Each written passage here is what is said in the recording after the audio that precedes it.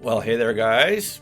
Thanks for joining me today. Welcome back to my YouTube channel, where I want to give you an update on the paranormal in 10 minutes or less. Okay, so we want to talk again about this newish book, Skinwalkers at the Pentagon, a book that looks at the OSAP UAP program. We talked about it a little bit in the previous video. It's by James Lakatsky, Colm Kelleher, and George Knapp, who we know well.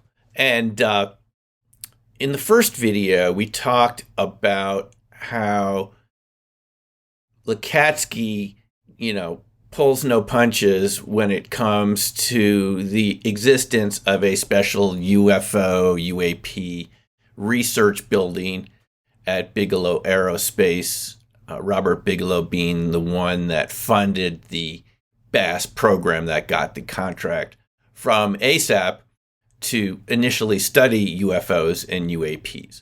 And Bigelow had bought this Skinwalker Ranch property sometime before the OSAP program started, and it became the focus of the investigation because of all the anomalous, unexplained, kind of strange phenomena that occurred up there at the ranch.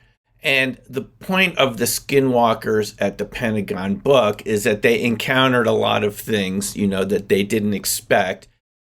And the project became focused on a lot of these anomalous biological, psychological, paranormal effects that they found at the Skinwalker Ranch. And we never knew this before. We never knew it was such a real enigma for this DIA program. And I just saw a video this morning put out by George Knapp at Mystery Wire, where Harry Reid says that this was the reason that OSAP was canceled, because the amount of high strangeness at Skinwalker, it was just so vast that it made the program itself kind of pushed it off the edge of the branch so far that it almost was unfundable because of the strangeness associated with it. In Harry Reid's words, the government never wants to study anything new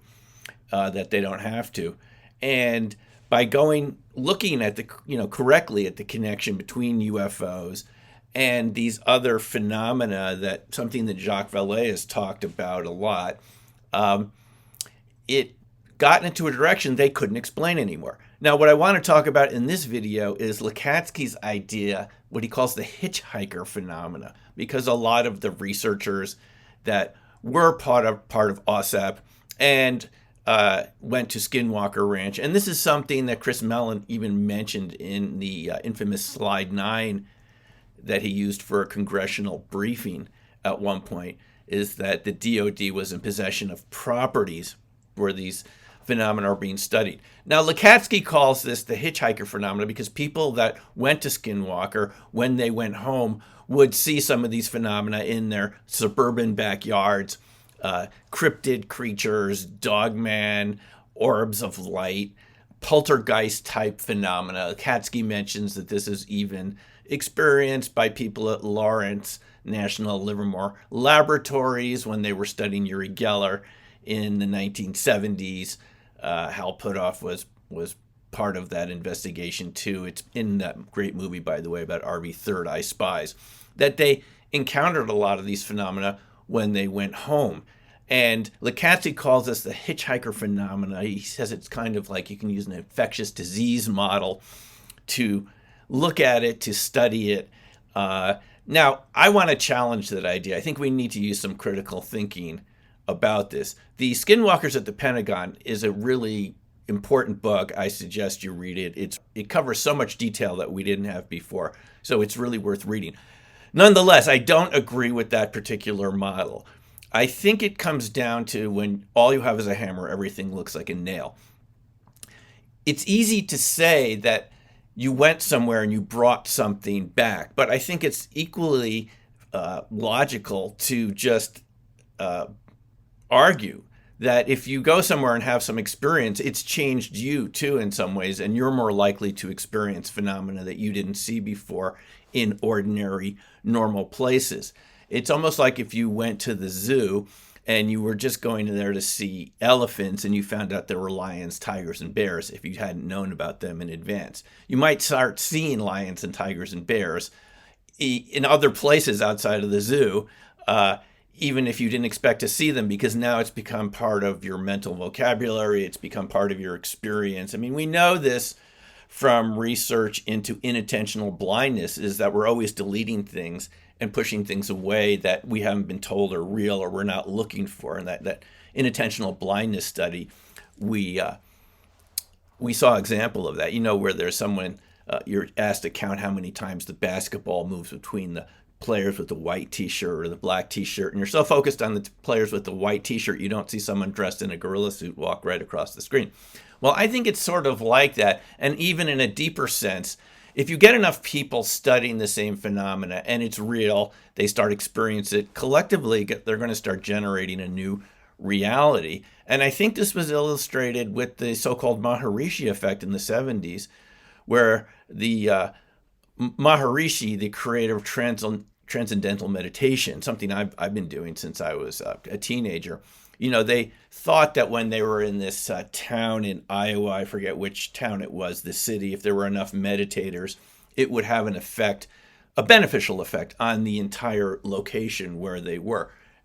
In this case, lowering the crime rate. Now, I've seen the statistics for that, and I'm just using that as an example. What you call the hitchhiker effect could literally just be the inverse Maharishi effect. Is if you get enough people involved, you have funding from BASS, from OSAP, you have millions of dollars pouring into these projects, lots of people involved, lots of people writing these project papers that they asked various experts around the world to write. You're changing the frequency. You're putting energy into these topics. It's no wonder that some of the phenomena are going to start showing up in places that you didn't expect them. And let's look what Lukatsky says about this model. He says, researchers balk at the notion of infectious disease-like transmission of events following visits by individuals to Skinwalker Ranch might be more amenable to examining the data via a social contagion model. But regardless of the epidemiological model utilized, the central point is that OSAP BASS program on Skinwalker Ranch was the first to unmask a transmission-like phenomena that was occurring to individuals who visited the ranch, and that this transmission is profoundly amenable to analysis using standard infectious disease or social contagion modeling. Further, in some cases, the transmission in some households was correlated with the emergence of autoimmune disease in family members.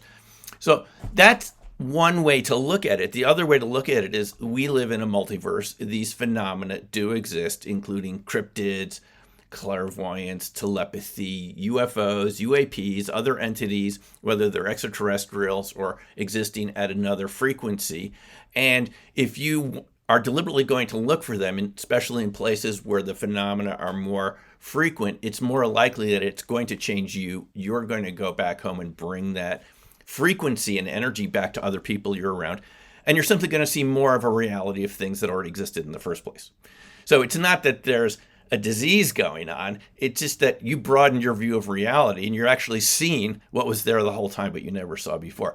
I mean, after all, if you go and stick your fingers in electrical outlets, you're going to get a shock. But that doesn't mean that the electricity is inherently a threat or anything like that. It's just a real thing. You need to use precautions around it. And it's just the way reality works. If you discover new things, it's going to affect you in very interesting ways. And you could discover that actually there are things that science said weren't real that turn out to be real.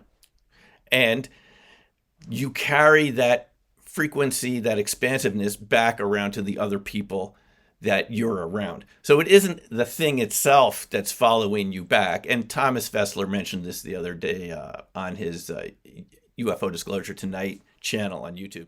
It's that you've changed in some ways. Those things were always around you. You just never looked at them. You never noticed them, or you just were never part of their reality. But it's not that you're bringing something back. It's that there's an entire network of different life forms out there, and now you're aware of them, and the people around you start to be aware of them, and it becomes real in many different locations at once. But my view would be that it was there the whole time.